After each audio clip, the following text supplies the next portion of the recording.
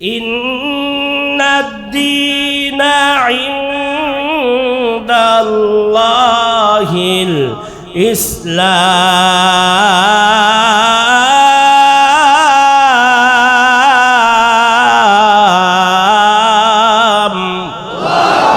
আরো জোরে কোন আল্লাহু আকবার। আল্লাহ বলে নিশ্চয়ই অবশ্যই আমার কাছে মনোনীত ধর্ম হলো ইসলাম। সুবহানাল্লাহ বলে আমার কাছে মনোনীত ধর্ম হলো ইসলাম। তাহলে বুঝা গেছে ইসলাম ছাড়া আল্লাহর কাছে আর কোনো মনোনীত ধর্ম নাই, সব রহিত হয়ে গেছে, বাতিল হয়ে গেছে। বর্তমানে আমরা বাজারে যে জাবুর, ইনজিল, তাওরাত দেখি বিক্রি হয়, দোকানে দোকানে বাংলা বাজার গেলে দেখা যায়, এটা আসল নয়, এটা ইহুদি খ্রিস্টানরা রহিত করে ফেলছে। এটাকে উলট পালট করে নিজের মন মতো করে বানায়া তারা মার্কেটে ছেড়ে দিচ্ছে। কিন্তু একমাত্র কোরআন কিয়ামত পর্যন্ত ইসরাফিল আলাইহিস সালাম সিংহায় ফু দেওয়ার আগ পর্যন্ত কোরআনকে কেউ রহিত করতে পারবে না। বলে বলেন ঠিক কিনা?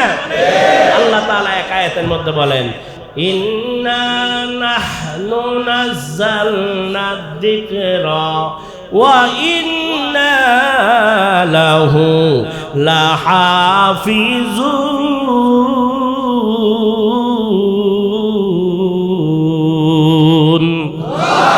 পৃথিবীতে কোন কিতাবের ব্যাপারে আল্লাহ তাআলা এই আয়াত নাজিল করেন নাই, এই ঘোষণা দেন নাই যে এই কিতাব আমি নাজিল করছি, আমি রক্ষা করব। কিন্তু কোরআনের ব্যাপারে আল্লাহ বলেন, ইন্না নাহনু নাযালনা যিকরা, নিশ্চয়ই আমি এই কোরআনকে নাজিল করছি, আর এই কোরআন হিফাজত করার জিম্মাদারি আমি আল্লাহর কুদরত গ্রহণ করবে। পৃথিবীতে যত কোরআনের হাফেজ আছে, পৃথিবীতে যত কোরআনের হাফেজ আছে, কোন কিতাবের এত হাফেজ ছিল না। কি বললাম ভাই? পৃথিবীতে কোরআনের যত হাফেজ আছে, এত কোরআনের হাফেজের মতো কোন কিতাব এত পরিমাণে মানুষ মুখস্থ করে নাই। এখনো বাংলাদেশে, শুধু বাংলাদেশের কথা শুনে, শুধু বাংলাদেশে বর্তমানে প্রায় 30 লক্ষের উপরে হাফেজ আছে। আরো জোরে কোন কত লক্ষ? আরো বহু বছর আগে শুনছি 22 লাখ, আরো 15-20 বছর আগে 30 লক্ষের উপরে কোরআনের হাফেজ আছে। একবার শুনছিলাম ফেসবুকে, মনে দেখছিলাম ইন্টারনেটে, যে এই ভারত থেকে কিছু কোরআন, ভুল কোরআন ছাপায়া বাংলাদেশে ঢুকছে, বিভিন্ন বাজারে ঢুকছে। শেষ পর্যন্ত ধরা খাওয়ার পরে ওই পুরা লাইব্রেরি পর্যন্ত বাতিল করে দেওয়া হয়েছে।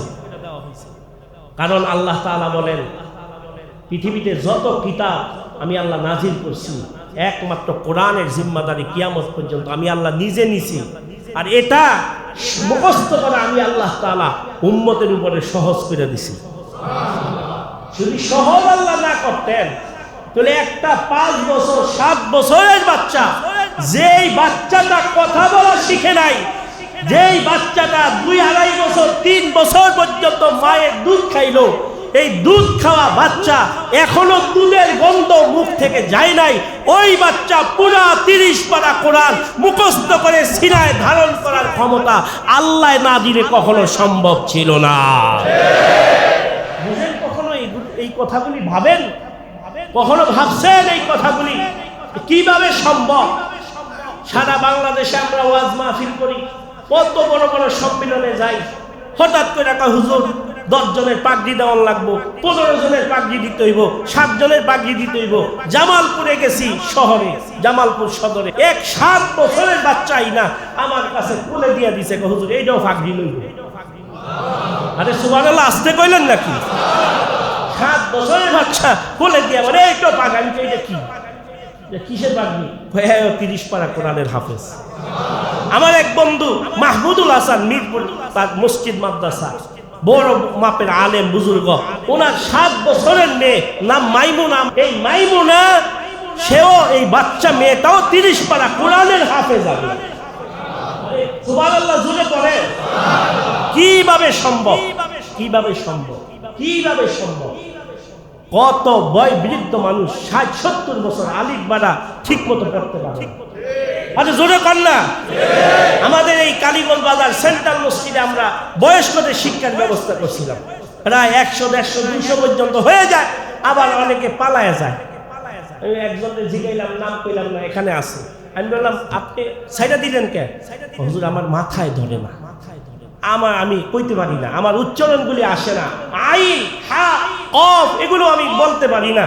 যে বেড়ায় আলিফ বা কইতে পারে না, আর আল্লাহ তাআলা সহি শুদ্ধভাবে পুরা 30 পারা কোরআন মুখস্থ কইরা 7 বছরের বাচ্চা সিনায় ঢুকায় আল্লাহ কয় ইন্না নাহনু নাযালনা যিকরা ওয়া ইন্না লাহু লাহাফিজুন। এই কোরআন আমি নাজিল করেছি, কিয়ামত পর্যন্ত আমি এটা সংরক্ষণ করব। সারা পৃথিবীর কাফের বেঈমানরা একত্রিত হয়ে যদি কোরআনে ঢুকায়, লক্ষ লক্ষ হাফেজ দাঁড়িয়ে বলবে এই কোরআন ভুল আছে, দুনিয়াতে চলবে না। আরে জোরে বলেন। লক্ষ লক্ষ হাফেজে কোরআনটা দাঁড়ায় যাবে, এটা চলবে না, এটা ভুলে গেছে। সারা পৃথিবীর কোরআনকে যদি জ্বালায় পোড়ায়া ছারখার করে দেওয়া হয়, কোনো সমস্যা নাই। আল্লাহ তাআলা কোটি কোটি মানুষের দিলের ভিতরে কোরআনকে সংরক্ষণ করে রাখছে, আবার নতুন করে জবর জের নোক্তা অনুযায়ী হুবহু কোরআন আবার দুনিয়ায় তৈরি হয়ে যাবে। আল্লাহু আকবার আওয়াজ দিয়ে বলেন, আরো জোরে বলেন আল্লাহু আকবার। ও আমার দোস্ত, মালিক চিনি না, কি কপাল পোড়া জাতি। আমার রবের কারিশমা বুঝি না, রবের মহত্ব বুঝি না, রবের হিকমত বুঝি না। আল্লাহ তাআলা আল্লাহকে চিনার জন্য কত মাধ্যম আর কত কিছু আল্লাহ দুনিয়াতে দিয়া রাখছে।